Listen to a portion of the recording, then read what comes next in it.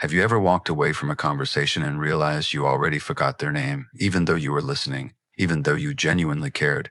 And then a quiet thought shows up, something like, "What's wrong with me?" If that sounds familiar, stay with me, because this isn't about being careless or distracted.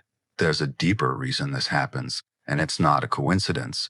By the end of this video, you'll understand what forgetting names is actually telling you about your nervous system, why it happens more often to emotionally attuned people, and what you can do in the moment so it doesn't turn into shame or self-criticism. We're also going to come back to why you keep blaming yourself for it, and I'll share the exact sentence you can use next time so your body doesn't spiral when it happens.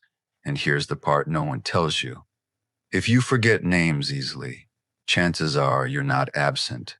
You're actually very present, just not in the way our culture usually notices. While someone else is memorizing labels, your attention is often scanning for tone, safety, emotional cues. Your system is asking, how does this person feel? Are they comfortable? Do I need to adjust? That kind of awareness takes energy, and your brain has to prioritize. Listen closely to this. Memory isn't just about intelligence or effort. It's about where your attention goes when there's even mild social pressure.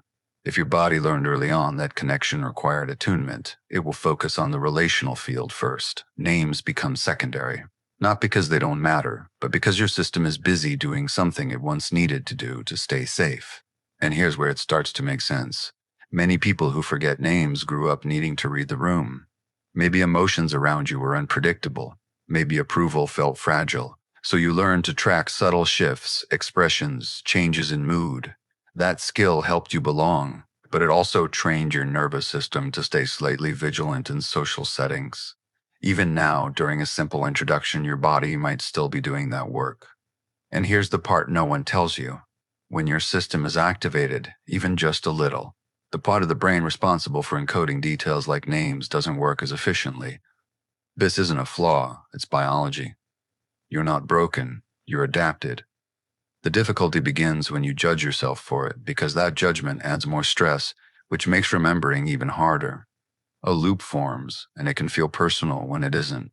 Picture a moment you probably recognize. Someone introduces themselves, you smile, you respond warmly, you stay engaged. Inside, you're tracking your tone, their comfort, whether the interaction feels smooth. Later, the name is gone, and instead of neutrality, there's a flash of shame.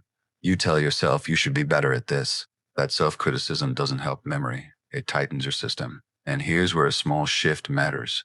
Next time this happens, try this sentence internally and notice what changes. My attention went to connection, not labels.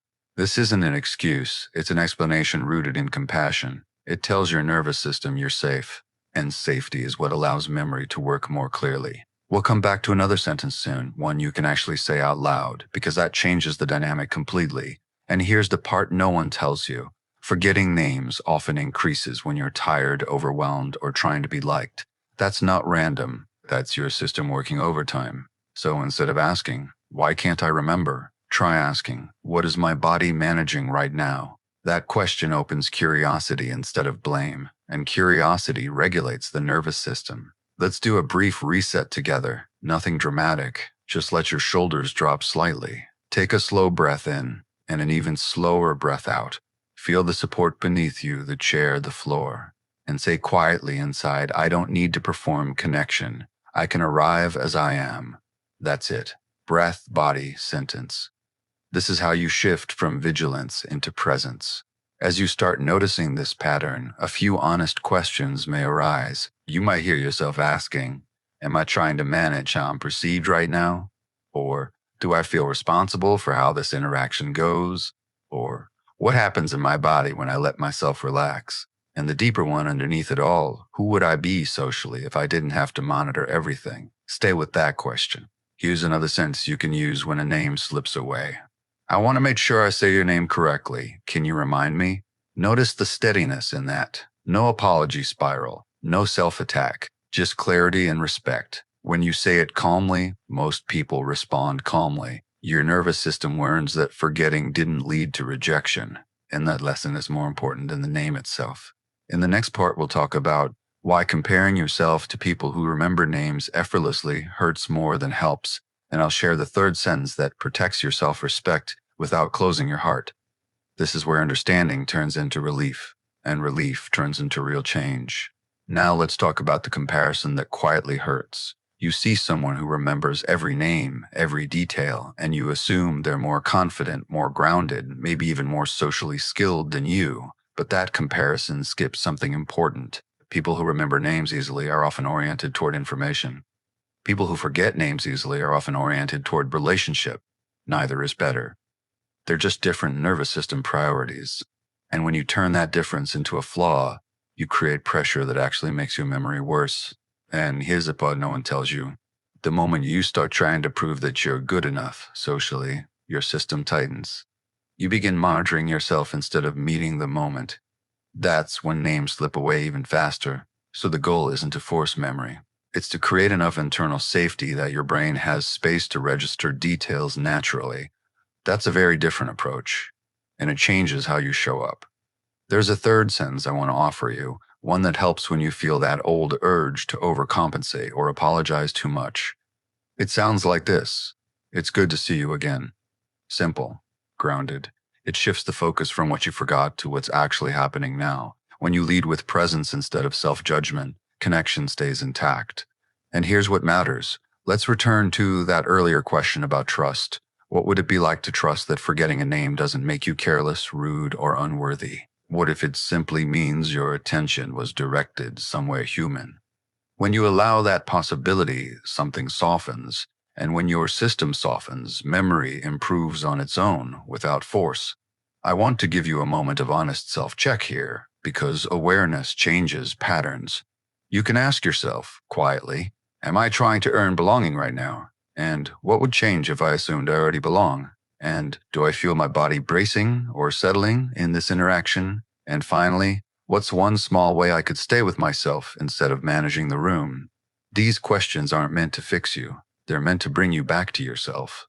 You may also notice that as you stop attacking yourself, names start to stick a little more often. Not always, but more.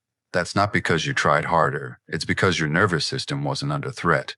Safety is a prerequisite for memory. This is true in childhood, and it's true now.